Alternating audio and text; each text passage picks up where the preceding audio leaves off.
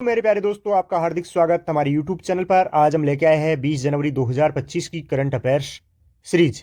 इस सीरीज के अंदर बहुत ही शानदार और बहुत ही महत्वपूर्ण क्वेश्चन है जो आने वाले एग्जाम्स के अंदर पूछे जाएंगे।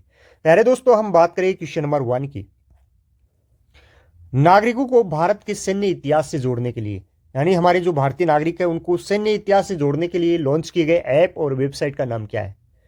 यानी नागरिकों को भारतीय जो सैन्य इतिहास है उससे जोड़ने के लिए एक लॉन्च किया गया ऐप और एक वेबसाइट है, उसका नाम क्या है? तो उसका नाम है भारत रणभूमि दर्शन। भारत रणभूमि दर्शन ऐप और वेबसाइट जो भारतीय नागरिकों के लिए जारी किए गए या लॉन्च किए गए, जो या इन ऐप और वेबसाइट के माध्यम से सैन्य इतिहास को वो आसानी से जान सकेंगे। दोस्तों, इसका सॉल्यूशन देखिए तो भारत रणभूमि दर्शन ऐप और वेबसाइट नागरिकों को भारतीय सैन्य इतिहास की प्रमुख युद्ध स्थलों का पता लगाने की सुविधा देने के लिए लॉन्च किया गया है। ऐप का नाम भारत रणभूमि दर्शन ऐप है और प्रक्षेपण जो तिथि है, जो जारी करने की या लॉन्च करने की तिथि है, वो 15 जनवरी 2025 को जो सेना दिवस के अवसर पर जारी किया गया। और जो लॉन्च करने वाले व्यक्ति है या मंत्री है वो भारत के रक्षा मंत्री राजनाथ सिंह के द्वारा इसको लॉन्च किया गया है। सहयोगी मंत्रालय की हम बात करें तो रक्षा, पर्यटन और भारतीय सेना के सहयोग से इसको बनाया गया है। अब दोस्तों बात करें क्वेश्चन नंबर 2 की, तो नोवाक जोकोविच ने सबसे अधिक ग्रैंड स्लैम मैच खेलने का किसका रिकॉर्ड तोड़ दिया है? नोवाक जोकोविच है, उन्होंने सबसे अधिक ग्रैंड स्लैम मैच खेलने वाले जो खिलाड़ी है उनका रिकॉर्ड तोड़ दिया है। तो वो रोजर फेडर का जो रिकॉर्ड है उन्होंने तोड़ दिया है। ऑप्शन नंबर इसका डी करेक्ट आंसर होगा। सॉल्यूशन देखें तो फेडर ने इससे पहले 429 ग्रैंड स्लैम मैच खेलकर यह रिकॉर्ड अपने नाम किया था, लेकिन नया रिकॉर्ड नोवाक जोकोविच ने 430 ग्रैंड स्लैम जीतकर या खेलकर अपने रिकॉर्ड ये नाम कर लिया है। 430 ग्रैंड स्लैम उन्होंने खेले हैं और यह खेलकर अपने नाम नोवाक जोकोविच ने कर लिया है, जो पहले रोजर फेडर के नाम था। ग्रैंड स्लैम खिताब 24 किसी भी पुरुष द्वारा सर्वाधिक है और ग्रैंड स्लैम फाइनल में खेले गए 37 जो फेडर से कितने हैं? 6 अधिक है। दोस्तों बात करें क्वेश्चन नंबर 3 की, तो ब्लू ओरिजन द्वारा अपनी पहली परीक्षण उड़ान पर लॉन्च किए गए रॉकेट का नाम क्या है? यानी ब्लू ओरिजन जो कंपनी है उसके द्वारा अपनी पहली परीक्षण उड़ान पर लॉन्च किए गए रॉकेट का नाम क्या है? तो इसका नाम है न्यू ग्लेन रॉकेट है, जो ब्लू ओरिजन द्वारा अपनी पहली परीक्षण उड़ान पर लॉन्च किया गया रॉकेट है। तो इसका option number C correct answer हो जाएगा। इसका सॉल्यूशन देखिए तो रॉकेट का नाम न्यू ग्लेन, जिसका नाम जॉन ग्लेन के नाम पर रखा गया है, जो अमेरिका के अंतरिक्ष यात्री या प्रमुख अंतरिक्ष वैज्ञानिक है। आकार की हम बात करें तो जो न्यू ग्लेन रॉकेट है उसका आकार 320 फीट यानी 98 मीटर है। और पेलोड की हम बात करें तो प्रोटोटाइप उपग्रह यानी परीक्षण उड़ान उपग्रह है, जो भविष्य के जो मिशन है उनमें उपग्रह, कार्गो, अंतरिक्ष यात्री इनके अंदर शामिल होंगे। और प्रक्षेपण जो स्थल है वो केप केनावेरल कॉम्प्लेक्स 36 ब्लू ओरिजन द्वारा पुनर्निर्मित ऐतिहासिक पेड़ है। अब हम बात करें क्वेश्चन नंबर 4 की, तो राष्ट्रीय ब्रॉडबैंड मिशन यानी NBM नेशनल ब्रॉडबैंड मिशन 2.0 प्रारंभ हुआ है और उसका प्राथमिक उद्देश्य क्या है?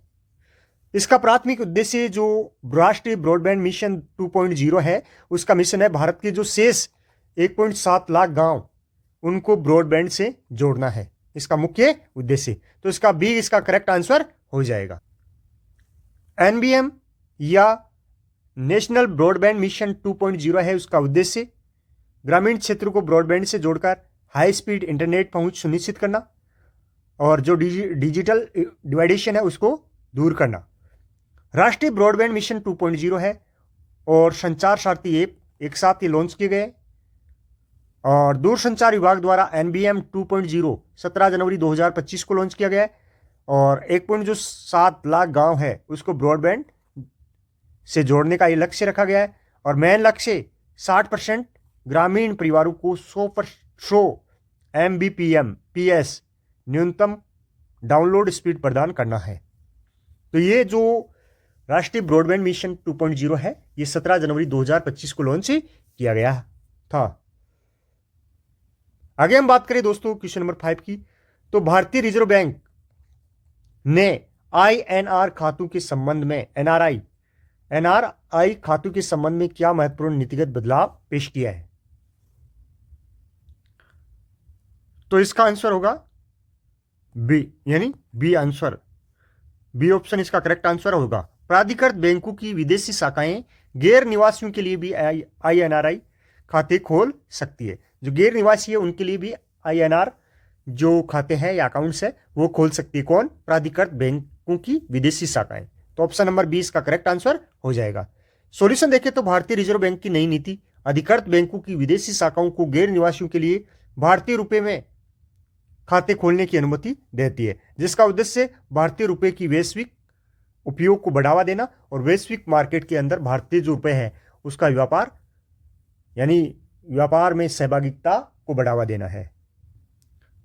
दोस्तों आगे बात करें क्वेश्चन नंबर 6 की, तो राष्ट्रीय आपदा मोचन बल यानी नेशनल डिजास्टर रेस्पॉन्स फोर्स का 19वां स्थापना दिवस कब मनाया गया? तो 19 जनवरी 2025 को 19वां स्थापना दिवस मनाया गया। ऑप्शन नंबर 20 का करेक्ट आंसर होगा। सॉल्यूशन देखिए तो राष्ट्रीय आपदा मोचन बल जो NDRF है उसकी स्थापना 2006 के अंदर होती है, 19 जनवरी 2006 को। आपदा प्रबंधन अधिनियम 2005 के तहत इसकी स्थापना होती है और आपदा सेवा सदा सर्वत्र है, आपदा सेवा सदा सर्वत्र इसका आदर्श वाक्य है। किसका है? NDRF का। इसका हेडक्वार्टर न्यू दिल्ली के अंदर है। आगे हम बात करें क्वेश्चन नंबर 7 की, तो खो खो विश्व कप 2025 भारतीय महिला टीम ने और पुरुष टीम ने किसे हराकर फाइनल अपने नाम किया? तो ये नेपाल को हराकर फाइनल अपने नाम कर लिया है। भारत ये विश्व का पहला खो खो विश्व कप 2025 था, यानी ये पहला विश्व कप था जिसको भारतीय महिला और पुरुषों ने जीतकर भारत का नाम रोशन विश्व भर में किया है। ये किसको हराकर किया है? ये नेपाल को हराकर किया है। सॉल्यूशन इसका देखिए तो kho kho world cup 2025 final में भारत ने नेपाल को हराकर यह खिताब अपने नाम किया है। प्रियंका एंगले की अगुवाई वाली भारतीय टीम ने फाइनल में नेपाल को 78-40 से हराया है। आगे हम बात करें क्वेश्चन नंबर 8 की, तो हाल ही में चीन ने जिउक्वान सैटेलाइट लॉन्च सेंटर से किस देश की उपग्रह का सफल प्रक्षेपण किया है? तो पाकिस्तान के जो उपग्रह है उसका सफल प्रक्षेपण चीन के द्वारा किया गया है। और कौन से लॉन्च सेंटर से किया है? जिक्वान जो सैटेलाइट लॉन्च सेंटर है उसके द्वारा इसका किया गया है। इसका सॉल्यूशन देखिए तो चीन ने 17 जनवरी 2025 को जिक्वान सैटेलाइट लॉन्च सेंटर से पाकिस्तान का उपग्रह PRSC-EO फर्स्ट अंतरिक्ष में लॉन्च कर दिया है। यह उपग्रह पृथ्वी की तस्वीर लेने के लिए बनाया गया है। इसे लॉन्ग मार्च 2D रॉकेट के द्वारा अंतरिक्ष में भेजा गया है। यह पाकिस्तान का पहला स्वदेशी इलेक्ट्रो ऑप्टिकल उपग्रह है। प्यारे दोस्तों ये बहुत ही शानदार और महत्वपूर्ण क्वेश्चन है। क्वेश्चन नंबर 9 की हम बात करें दोस्तों, तो हाल ही में संचार सारथी ऐप किसने लॉन्च किया है? तो ज्योतिरादित्य जो सिंधिया है उनके द्वारा ये जो संचार सारथी ऐप है ये लॉन्च किया गया है।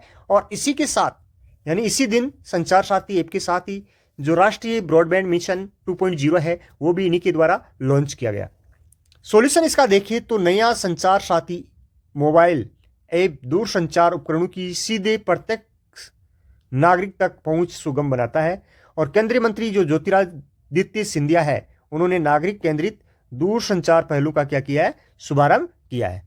आगे हम दोस्तों बात करें क्वेश्चन नंबर 10 की, तो अंतर्राष्ट्रीय जो मुद्रा कोष है IMF जिसका हेडक्वार्टर वाशिंगटन DC के अंदर है, उन्होंने अगले 2 वित्त वर्षों के लिए 2025-26 और 2026-27 के लिए भारतीय जो विकास दर है GDP है वो कितने प्रतिशत रहने का अनुमान व्यक्त किया है? तो 6.5% रहने का अनुमान व्यक्त किया है। इसका सॉल्यूशन देखिए तो अंतर्राष्ट्रीय मुद्रा कोष यानी IMF ने वित्त वर्ष 2025-26 और वित्त वर्ष 2026-27 के लिए भारतीय विकास दर 6.5% रहने का अनुमान लगाया है। यह अनुमान अक्टूबर 2024 में लगाए गए अनुमान के समान है। और IMF के मुताबिक साल 2023 में भारत का जो विकास दर है या GDP है वो 8.2% रही और 2024 की जो GDP है वो घटकर 6.5% रह गई। इस प्रकार दोस्तों हमने 10 क्वेश्चंस की चर्चा की। बड़ी शानदार और बड़ी महत्वपूर्ण क्वेश्चन थे जो आने वाले एग्जाम्स के अंदर पूछे जाएंगे। तो प्यारे दोस्तों एक बार फिर से आपसे निवेदन, लाइक सब्सक्राइब शेयर और फिर मिलेंगे एक नए वीडियो के साथ। तब तक जय हिंद जय भारत मेरे प्रिय साथियों।